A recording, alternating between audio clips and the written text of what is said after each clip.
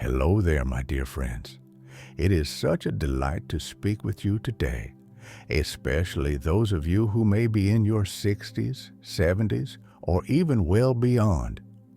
This stage of life is often filled with challenges, but it can also bring surprising opportunities to discover new beginnings and create meaningful connections.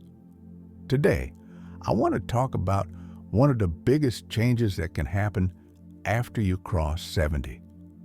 We often think about health changes or lifestyle adjustments, but there is something that can truly brighten our days if we let it.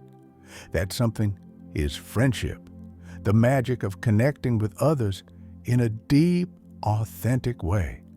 And in this conversation, I want to explore 6 friendship lessons that can bring a renewed sense of purpose, joy, and laughter into your life. So settle in, get comfortable, and let us dive into our first friendship lesson together. Before we really begin, do not forget to like this video and subscribe to our channel for more conversations about finding fulfillment at any age. And if anything resonates with you, go ahead and comment wise connections so we can share our insights together. Let us begin. First, I want us to reflect on the idea that it is never too late to cultivate friendships. Perhaps you have heard individuals say that by the time you are older, you get stuck in your ways, or your social circles are permanently formed.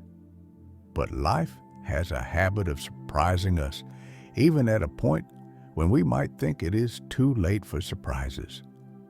One of my dear neighbors, who turned 75 last year, told me that she assumed she would grow old with the same 3 or 4 close companions she had known forever. She never guessed that she could start an afternoon painting class and meet 2 brand new friends who have brought her enormous joy this past year.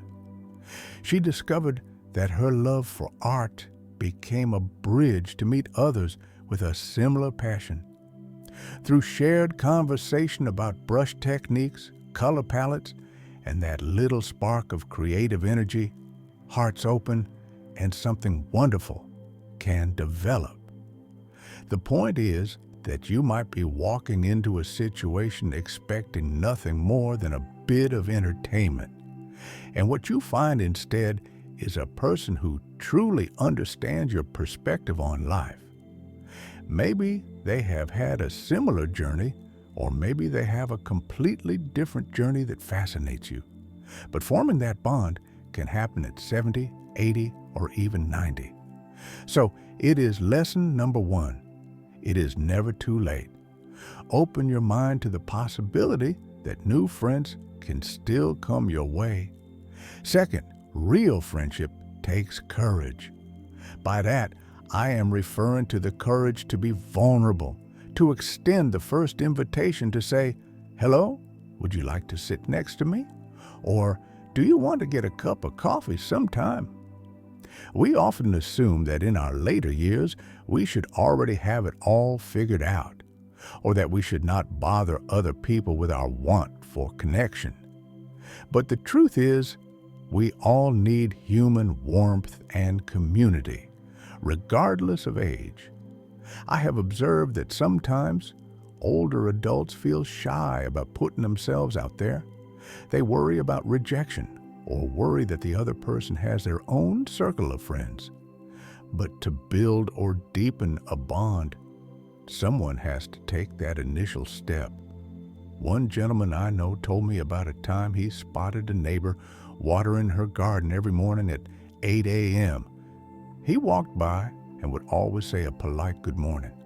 However, he sensed sadness in her eyes. After a few weeks, he gathered the courage to stop and say, "You know, I always see you out here, and it makes me happy to see another early riser. Before I moved to this neighborhood, I used to share coffee with a friend while watching the sunrise. Would you like to meet on your porch one morning and have a chat?" that tiny spark of daring turned into a solid friendship that has lasted for years. It takes courage, but when you reach out, chances are you might discover that someone else was just hoping for a warm invitation. Third, cultivate intergenerational friendships. This is one of the most exciting discoveries I have made in recent years. We often assume our closest friendships must be with peers who remember the same life events or have a similar vantage point. But there is a wonderful richness in connecting with people who are younger or older than you, perhaps by several decades. A retired teacher I know started volunteering at a local community center, reading books to small children. She became close friends with a young parent who was curious about the teacher's experiences in early childhood education. Their conversations blossomed, and even though there is a large age gap, they have found common ground in their love for learning, compassion for children, and a strong desire to support one another. Over time, that cultivated a real friendship. The older woman found her optimism renewed by seeing life through younger eyes, while the younger mother was profoundly inspired by the older woman's experiences and wisdom. This is lesson 3. Do not box yourself in by age or your idea of who can be your friend. In fact, bridging generation gaps can rekindle your sense of hope in a world that continuously evolves, as well as allow you to share your knowledge as a mentor or simply as a good listener. Now let us talk about the 4th lesson: let go of friendships that no longer serve you. This can sound harsh at first, but it is important. We sometimes carry friendships that have grown sour or one-sided. Maybe we feel guilt or a sense of obligation that keeps us trapped in old dynamics that are not healthy or joyful any longer.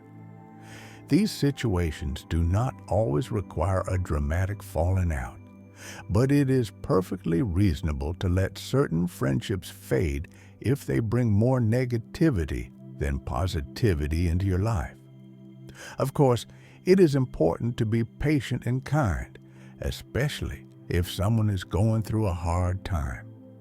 We never want to discard people thoughtlessly. Still, you deserve connections that nurture and encourage you. I recall a woman I met who shared her story of exhausting herself by constantly trying to please a friend who accused her of not being supportive enough, even though she was always going above and beyond. She finally realized that spending time with this friend filled her with anxiety instead of comfort, and once she gracefully released the need to maintain that relationship at all costs, she felt a weight lift from her shoulders. Doing so freed her energy to meet new companions who appreciate her for who she is, as well as reconnect more fully with old acquaintances she had neglected. Sometimes, letting go is necessary to make room for the new. That might sound sad, but it can be a liberating step forward. 5th, learn the art of active listening. True, fulfilling friendships require us to listen in a supportive and open way. Sometimes, as we get older, we catch ourselves repeating the same funny stories or focusing so much on the events of our own life that we do not truly open our ears to what the other person wants to share. Remember that listening is an act of love. When you give someone the space to talk, you also signal that their experiences and emotions are important. If you notice that you easily slip into telling your own stories, try to pause and reflect on what your friend has said. Better yet, ask questions that encourage them to dive deeper. For instance, if a friend tells you about a recent family gathering, instead of just nodding politely, follow up with a question like, What was a highlight of the evening for you? Or how did that make you feel? Those thoughtful lines of inquiry often open a window to deeper understanding. They can transform a surface-level connection into a more meaningful bond that is built on mutual empathy. And remember that it goes both ways. Genuine friends also listen to you. They make an effort to ask about your world, your hopes, your concerns. An older gentleman once told me that among his siblings, he was always a quiet one, overshadowed by more vocal family members, but he cherished a dear friend who took the time to ask about his day, how he balances working on his garden with caring for his grandchildren, and which new poems had spoken to his soul that week. That simple demonstration of interest was a gift that made him feel that his inner life truly mattered. Sixth, and perhaps one of the most joyful lessons, do not forget to infuse fun and spontaneity into your friendships. We might assume that spontaneity belongs to the young, but in many ways, we might appreciate a spontaneous moment now even more. As we get older, we understand how precious time is. We might also have greater freedom to indulge a sudden whim, such as going for a picnic in the park or deciding to learn a new dance. The important point is that friendships need a little spark now and then. Try doing a surprise phone call or dropping by with a home-cooked treat. Of course, as long as you know the other person appreciates that kind of visit. Maybe invite a friend to join you in revisiting an old hobby you loved when you were younger, or propose going to a free community concert. The point is to add that little spark of excitement so you both remember that life, even in our later years, still holds a sense of adventure. I know a man who spontaneously decided to invite his childhood buddy on a day trip to a nearby lake they used to visit in their teens. They packed a simple lunch, reminisced, and took in the sights with the eyes of two old men who had been through so much of life's ups and downs. At the end of the day, they felt renewed, reconnected, and filled with gratitude for their bond. So go ahead, bring a little spark to your friendships, and see how it enriches your connection and your sense of vitality. Now let us take a moment to recap and reflect on these 6 friendship lessons. First, it is never too late to form new bonds or strengthen existing ones. Second, friendship takes courage, and that includes being the one to extend the first invitation. Third, consider intergenerational connections, because friendships across age groups can open new worlds of perspective. Fourth, it is okay, in fact, sometimes necessary, to release toxic or draining relationships so you can make space for friendships that uplift you. Fifth, learn the art of active listening so you can build truly supportive and compassionate bonds.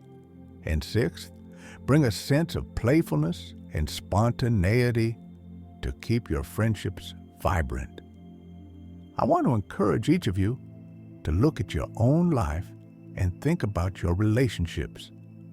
Where can you reach out? Where can you open your heart and your schedule to allow something new to blossom? Are there friendships you might need to move on from, or new friendships ready to come into your life if you just take that little leap of faith? If you have any thoughts or experiences to share, I would love to hear them in the comments, so please do not hesitate. In fact, comment for wise connections. If you are ready to share your story about bringing new friends into your life after 70. Now, as we wrap this up, I want to thank you for spending your time with me, for lending your ear, and for your openness to these possibilities. Building or refreshing friendships is not always easy, but it can be so rewarding as we continue our journey. go ahead and like this video if you found value in these reflections. Subscribe to the channel if you have not already, and share this discussion with friends or family members who might benefit from a reminder that it is never too late to find a profound connection. I hope these 6 lessons will help you recognize the remarkable chance we all have at any age to adapt, grow, and open our hearts to the people around us. Thank you for being part of this conversation, and I look forward to seeing how these ideas help you brighten your own friendships. Until next time, take care and remember that a new friend or an old friend rediscovered can be the spark that lights up your life.